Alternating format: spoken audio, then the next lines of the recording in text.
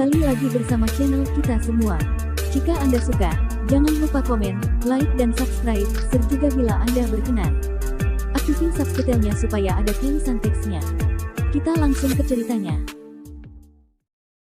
Perintah Kaisar Naga, Bab 6040-6043.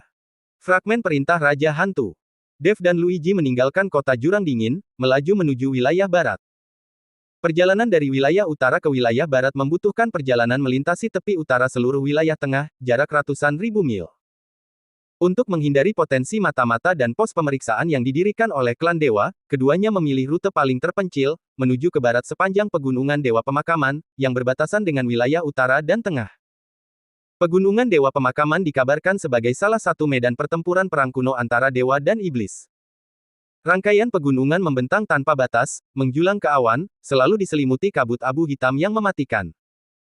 Energi spiritual di sini tipis, hukumnya kacau, lingkungannya keras, dipenuhi serangga beracun dan binatang buas yang ganas, dan terdapat banyak batasan kuno yang belum lengkap dan celah spasial berbahaya, sehingga tidak dapat didekati oleh kultivator biasa. Namun justru karena itulah, tempat ini menjadi rute yang sangat baik untuk menghindari perburuan. Tuan Chen, melintasi pegunungan Dewa Pemakaman akan memakan waktu setidaknya 20 hari, dan kita mungkin akan menghadapi banyak bahaya di sepanjang jalan. Luigi memperingatkan, tubuhnya diselimuti kabut hitam, menahan kabut maut. Dev mengangguk, perisai cahaya abu-abu samar terbentuk di sekitar tubuhnya dari kekuatan kekacauan. Kabut maut, yang cukup kuat untuk mengikis aura pelindung bahkan seorang kultivator di alam dewa abadi sejati, diasimilasi dan diserap saat menyentuh perisai cahaya kekacauan, menjadi nutrisi bagi kekuatan kekacauan. Tidak masalah, ini adalah kesempatan bagus untuk mengkonsolidasi kultivasi saya, kata Dev dengan tenang. Dia baru saja menembus peringkat ke-9 alam dewa abadi. Meskipun fondasinya kokoh, dia memang membutuhkan waktu untuk beradaptasi dengan kekuatan alam barunya. Lingkungan keras pegunungan Dewa Pemakaman menjadi tempat latihan yang sempurna. Keduanya berubah menjadi dua garis cahaya dan terjun ke pegunungan Dewa Pemakaman yang luas. Pegunungan ini memang penuh dengan bahaya. Terdapat sisa-sisa binatang buas purba yang bersembunyi di dalam kabut, siap menyerang secara tiba-tiba. Terdapat permukaan yang tampak tenang, tetapi sebenarnya adalah celah spasial yang melahap segalanya. Terdapat sisa-sisa formasi pembunuh kuno, yang, begitu terpicu, akan melepaskan rentetan panah. Dan yang lebih aneh lagi, terdapat ilusi iblis batin yang dapat membangkitkan ingatan terdalam dan paling menakutkan dalam diri seorang kultivator. Namun semua ini tidak ada apa-apanya dibandingkan dengan kekuatan kekacauan Dev. Sisa jiwa binatang buas. Satu pusaran kekuatan kekacauan melahap dan memurnikannya, mengubahnya menjadi nutrisi untuk memperkuat jiwa ilahinya. Celah spasial. Kekuatan kekacauan dapat menstabilkan ruang, secara paksa memperbaiki celah-celah tersebut. Formasi pembunuh kuno. Kekuatan kekacauan mengikis fondasi formasi, membuatnya tidak efektif dalam sekejap. Ilusi iblis batin. Hati Dao Dev sekokoh batu karang, telah melewati pengalaman hidup dan mati yang tak terhitung jumlahnya, dan dengan kekuatan kekacauan yang melindungi jiwa ilahinya, ilusi tidak dapat menggoyahkannya sedikit pun. Terlebih lagi, Dev sendiri memiliki asal-usul ilusi. Ilusi sama sekali tidak berarti di hadapannya. Sebaliknya, Luigi, dia telah beberapa kali berada dalam bahaya, dan diselamatkan oleh Dev. Tuan Chen, kekuatan kekacauan Anda terlalu mendominasi. Luigi tidak bisa menahan diri untuk tidak menghela napas saat melihat Dev dengan mudah menetralisir badai spasial yang cukup kuat untuk memusnahkan Dewa Abadi sejati tingkat 5. Dev tersenyum tipis, tidak mengatakan apapun lagi. Dia juga terus-menerus mengeksplorasi penggunaan baru untuk kekuatan kekacauan. Setelah menembus ke peringkat ke-9 alam Dewa Abadi, pemahamannya tentang Dao Agung Kekacauan semakin dalam. Kekuatan kekacauan tidak lagi hanya tentang pemusnahan dan penghancuran. Itu juga mulai mengambil bentuk dalam penciptaan dan evolusi. Misalnya, dia sekarang dapat menggunakan kekuatan kekacauan untuk mensimulasikan serangan dengan berbagai atribut. Meskipun kekuatannya tidak sebesar kultivator yang mengkhususkan diri dalam atribut tertentu, keserbagunaannya membuatnya sulit untuk ditangkis. Keduanya melakukan perjalanan ke arah barat, bersembunyi di siang hari dan bergerak di malam hari, berusaha menghindari menimbulkan terlalu banyak gangguan. 10 hari kemudian, mereka telah menembus jauh ke jantung pegunungan Dewa Pemakaman. Kabut kematian di sini begitu tebal sehingga hampir terasa nyata, mengurangi jarak pandang hingga tidak lebih dari 10 kaki. Udara dipenuhi dengan aura pembusukan dan kerusakan, dan bahkan waktu tampak melambat. Tuan Chen, ada fluktuasi energi abnormal di depan. Luigi tiba-tiba berhenti, menatap waspada ke kedalaman kabut tebal di depannya. Dev juga merasakannya. Itu adalah fluktuasi energi yang dingin dan menyeramkan, dipenuhi dengan aura kematian yang pekat, sama sekali tidak sesuai dengan suasana keseluruhan pegunungan Dewa Pemakaman, namun tampaknya memiliki asal yang sama. Ayo kita lihat. Dev, yang terampil dan berani, memimpin dan terbang menuju sumber fluktuasi tersebut. Melewati sebuah bukit yang terbentuk dari tumpukan tulang, pemandangan tiba-tiba terbuka. Kabut tebal telah menghilang di sini, memperlihatkan ruang terbuka dengan diameter sekitar 100 kaki. Di tengah ruang terbuka itu berdiri sebuah istana batu hitam yang bobrok. Istana batu itu kuno dan bergaya aneh, dindingnya diukir dengan banyak sekali gambar hantu dan iblis. Banyak bagian yang telah runtuh, tetapi dari garis-garis yang tersisa, jelas bahwa istana batu ini dulunya sangat megah. Fluktuasi energi dingin dan mematikan terpancar dari kedalaman istana batu itu.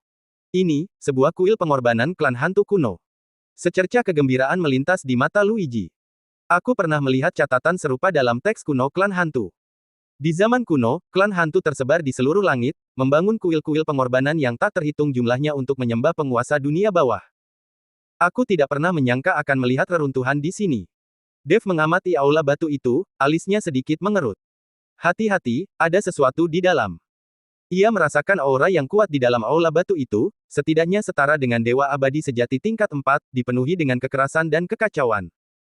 Keduanya menyembunyikan aura mereka dan diam-diam memasuki aula batu. Ruang interior jauh lebih besar daripada yang terlihat dari luar, jelas karena penggunaan teknik perluasan ruang.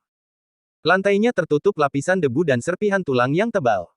Sebagian besar mural di dinding mengelupas dan pudar, tetapi adegan yang menggambarkan pengorbanan, pertempuran, dan kultivasi klan hantu masih dapat terlihat samar-samar. Jauh di dalam aula, berdiri sebuah patung ganas setinggi 10 zang. Patung itu, dengan 3 kepala dan 6 lengan, wajah biru dan taring, memegang pisau, pedang, tombak, perisai, tali, dan segel di keenam tangannya, gambar persis dari penguasa dunia bawah yang disembah oleh klan hantu. Namun, patung itu sekarang rusak. 2 dari 3 kepalanya hilang, dan 4 dari 6 lengannya terputus. Di kaki patung itu, seekor monster melingkar. Monster itu menyerupai kadal raksasa, panjangnya lebih dari 5 zang, ditutupi sisik merah gelap, dengan 3 baris duri tulang tajam tumbuh dari punggungnya, dan palu tulang besar di ujung ekornya. Kepalanya bukan naga maupun manusia, meneteskan air liur korosif yang mengikis tanah, menciptakan banyak lubang. Yang paling mengerikan dari semuanya, monster itu dikelilingi oleh aura kematian dan kebencian yang pekat, berasal dari sumber yang sama dengan aura pegunungan Dewa Pemakaman, namun jauh lebih halus dan ganas.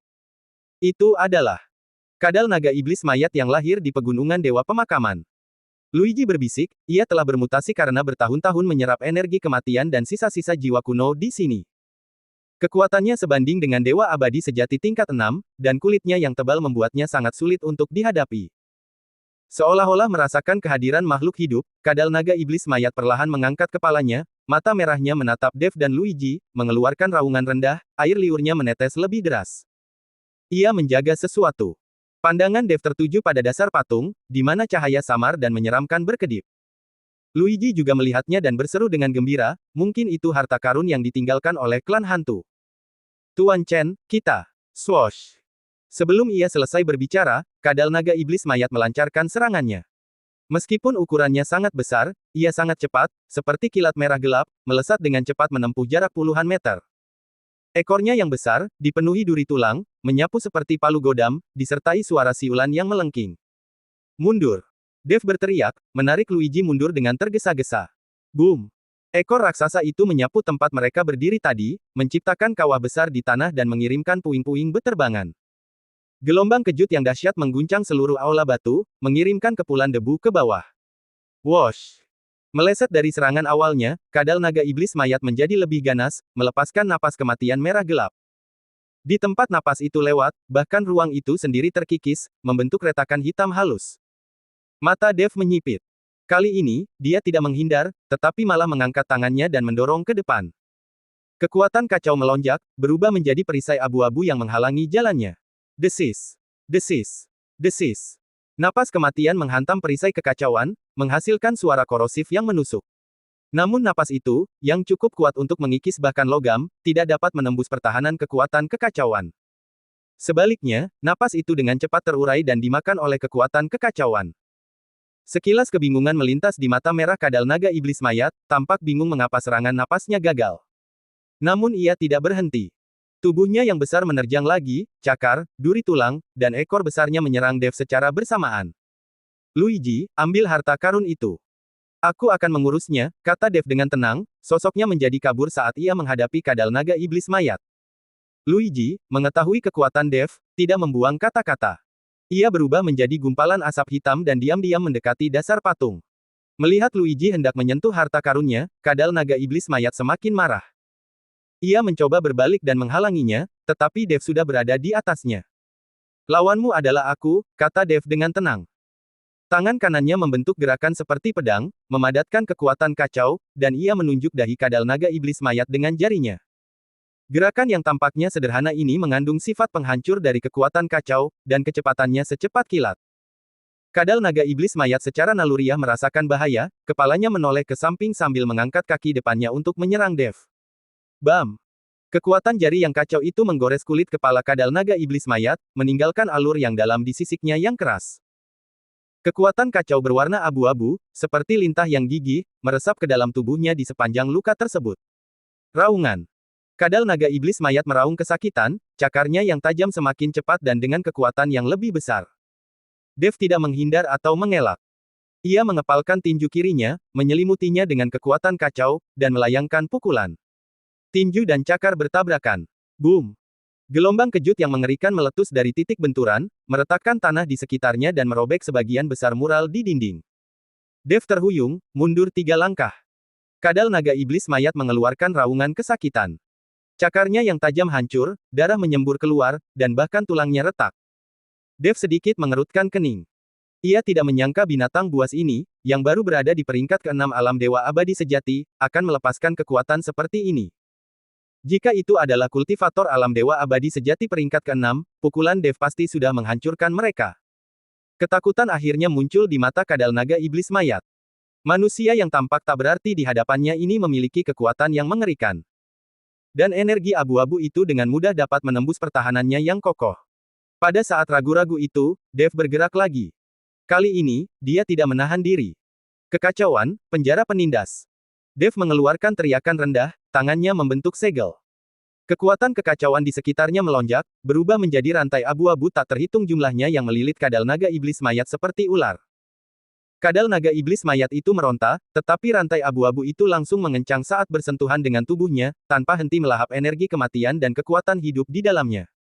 Semakin ia meronta, semakin erat rantai itu mengikat, dan semakin cepat ia melahap energi tersebut. Hanya dalam beberapa tarikan napas, perlawanan kadal naga iblis mayat melemah, auranya dengan cepat berkurang, dan keganasan di matanya meredup. Dev berjalan mendekat, menatap makhluk kolosal itu tanpa sedikit pun rasa iba. Bisa dimengerti bahwa kau berlatih di sini dengan melahap sisa-sisa jiwa dan energi kematian. Tapi seharusnya kau tidak menyerang kami, kata Dev dengan tenang, meletakkan tangannya di dahi kadal naga iblis mayat. Kekuatanmu sekarang milikku. Raungan. Kekuatan kacau mengalir ke dalamnya, dan kadal naga iblis mayat mengeluarkan raungan terakhir yang tak diinginkan. Tubuhnya yang besar dengan cepat layu dan hancur, akhirnya berubah menjadi abu, hanya menyisakan inti iblis merah gelap seukuran kepalan tangan dan sebagian tulang belakangnya yang terkuat. Dev menyimpan inti iblis dan tulang belakang. Ini adalah bahan yang sangat baik untuk memurnikan senjata dan pil. Pada saat ini, Luigi juga telah mengambil harta karun menyeramkan yang berasal dari bawah dasar patung. Itu adalah potongan logam hitam pekat seukuran telapak tangan yang berbentuk seperti token. Permukaan token itu diukir dengan karakter dan rune ras hantu yang padat. Tepinya agak rusak, tetapi masih memancarkan aura hantu yang kaya. Ini sebuah pecahan dari token Raja Hantu. Tangan Luigi gemetar karena kegembiraan. Token Raja Hantu adalah salah satu token tertinggi ras hantu. Memilikinya memungkinkan seseorang untuk memerintah sebagian dari ras hantu dan bahkan membuka alam rahasia ras hantu tertentu. Meskipun hanya sebuah pecahan, nilainya tak ternilai. Dev mengambil pecahan token itu dan memeriksanya. Terasa sangat dingin saat disentuh, dan aura hantu yang terkandung di dalamnya sangat murni, bahkan samar-samar beresonansi dengan kekuatan kacau di dalam tubuhnya. Sepertinya perjalanan ke pegunungan Dewa Pemakaman ini tidak sia-sia. Dev mengembalikan token itu kepada Luigi.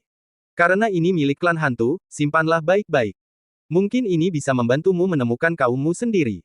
Luigi menatap Dev dengan rasa terima kasih dan dengan sungguh-sungguh menyimpan pecahan token itu. Keduanya kembali mencari di Aula Batu, menemukan beberapa artefak magis klan hantu yang rusak dan beberapa material kuno, hasil yang cukup banyak.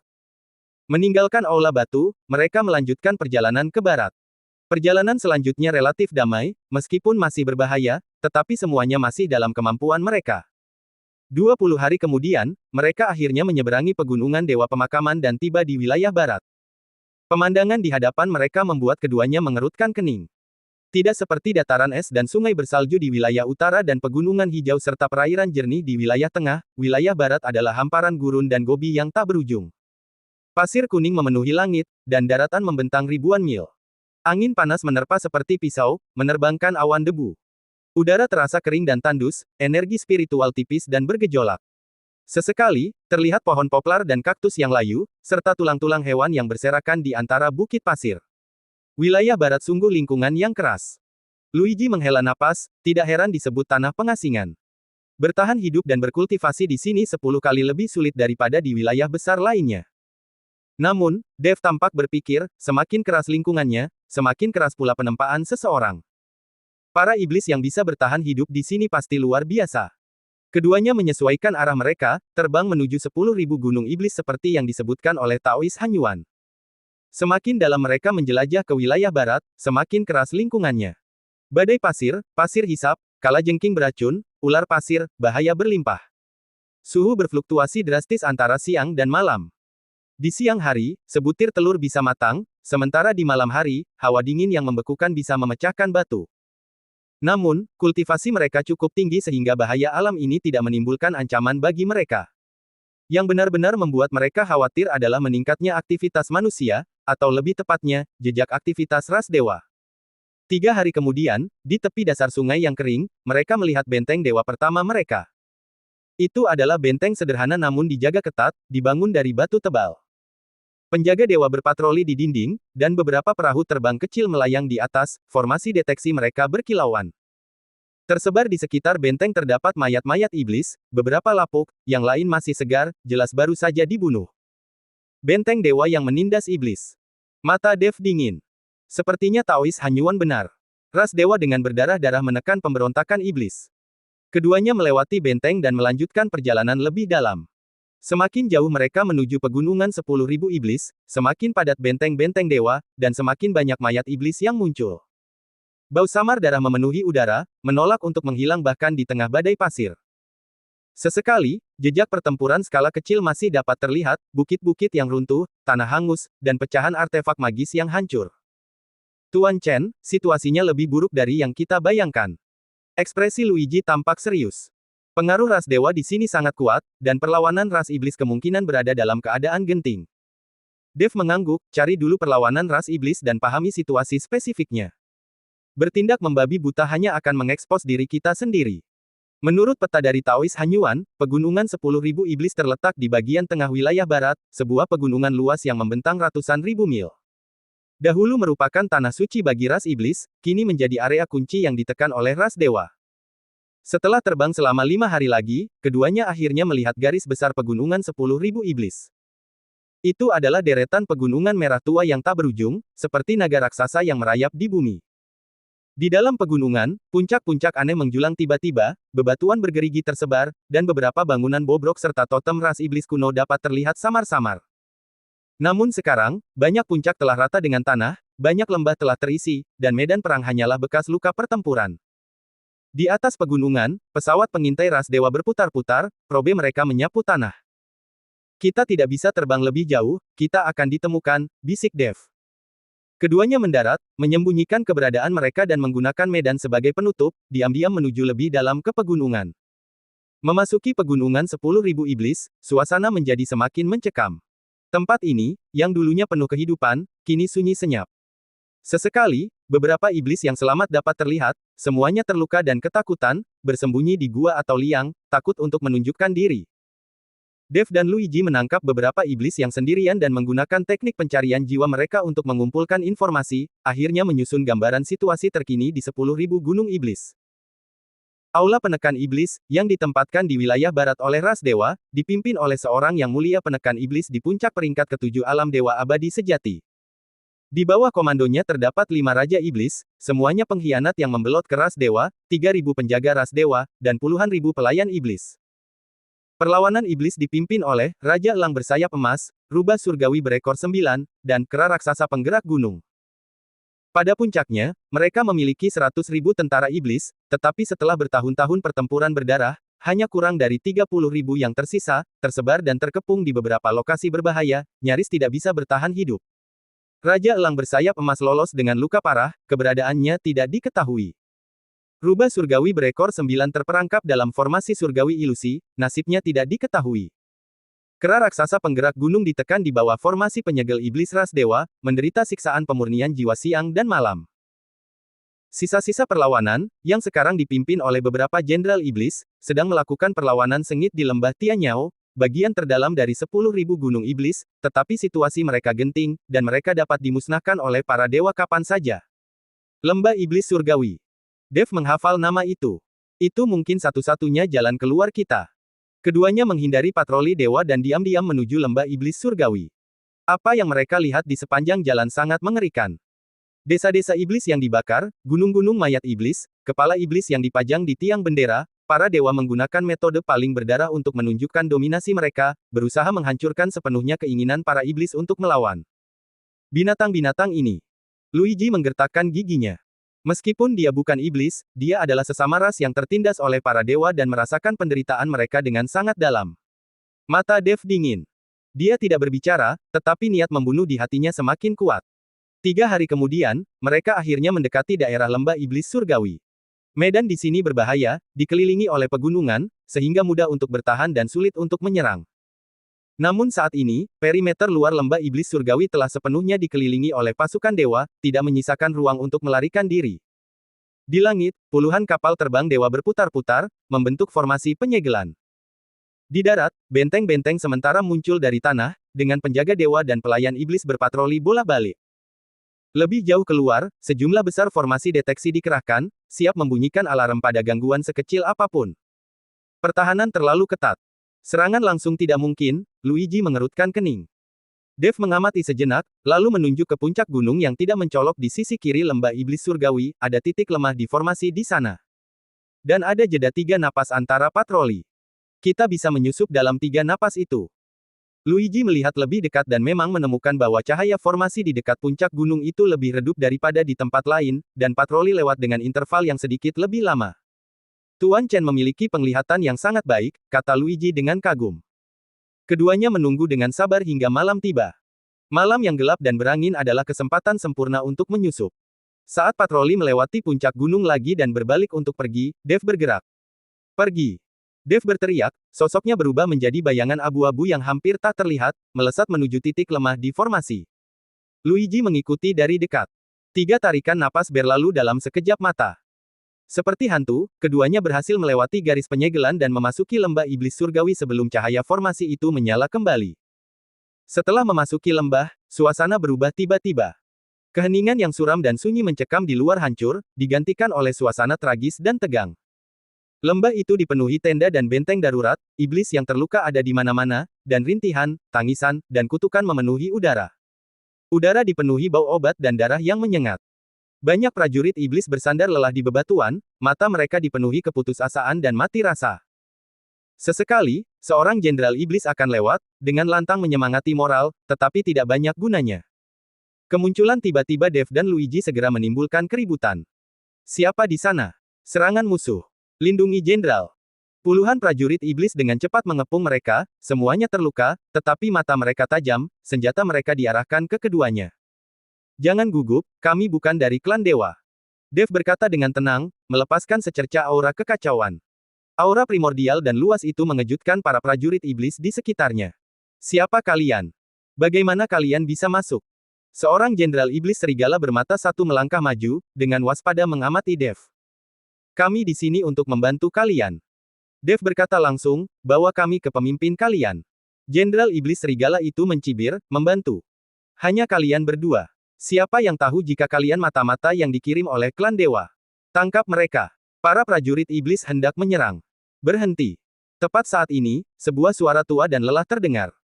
Kerumunan itu berpisah, dan seorang lelaki tua berambut dan berjanggut putih, bersandar pada tongkat, perlahan berjalan masuk. Ia belum sepenuhnya berubah wujud. Ia masih memiliki sepasang tanduk di kepalanya.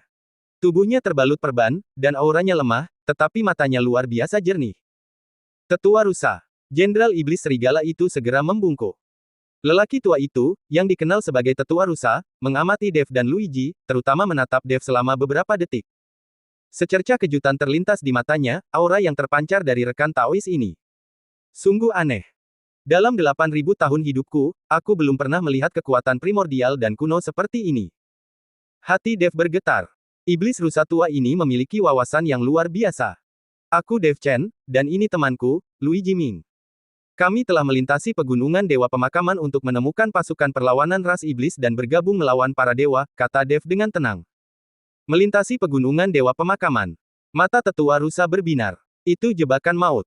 Bahkan Dewa Abadi sejati tingkat 5 pun tidak punya peluang untuk bertahan hidup. Fakta bahwa kalian berdua bisa melewatinya menunjukkan betapa kuatnya kalian.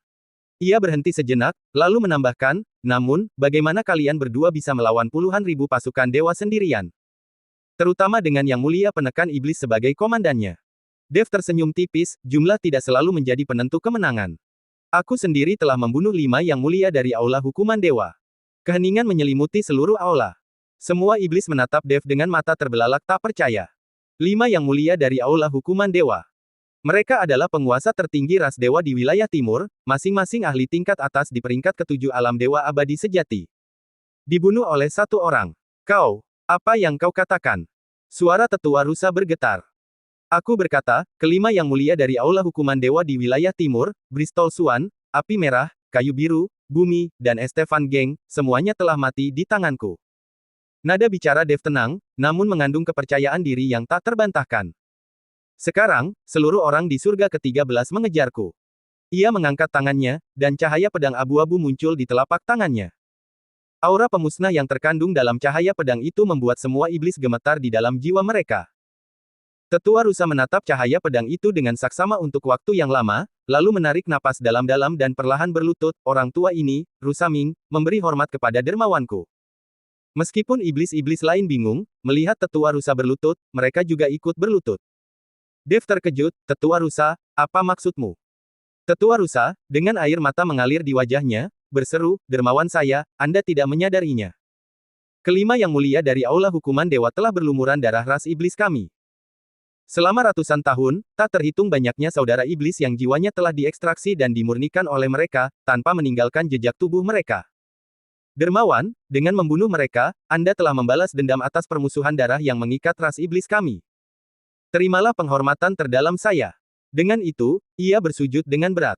Para iblis lainnya, menyadari apa yang sedang terjadi, segera dipenuhi dengan kegembiraan. Jadi mereka dermawan kita. Dia membunuh kelima Yang Mulia, membalas dendam kita. Dermawan kita ada di atas kita, terimalah penghormatan kami.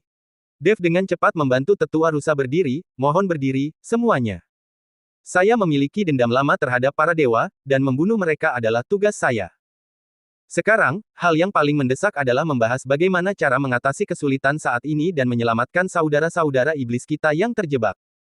Tetua rusa bangkit, menyeka air matanya, dan dengan sungguh-sungguh berkata, wahai dermawan, silakan ikut saya. Saya akan membawa Anda menemui pemimpin sementara kami saat ini, Raja Beruang Berpunggung Besi. Dipimpin oleh tetua rusa, Dev dan Luigi tiba di tenda terbesar di kedalaman lembah iblis surgawi. Di dalam tenda, seekor beruang hitam menjulang tinggi, lebih dari 10 kaki dan sekuat gunung, mondar-mandir dengan cemas. Transformasinya belum sempurna. Ia masih memiliki bulu hitam tebal di punggungnya, lengannya setebal pilar, dan auranya jelas telah mencapai puncak peringkat ke-6 alam dewa abadi sejati. Ia memiliki banyak luka, yang terdalam membentang secara diagonal dari bahu kirinya ke perut kanannya, hampir merobeknya. Meskipun dibalut, darah masih merembes keluar.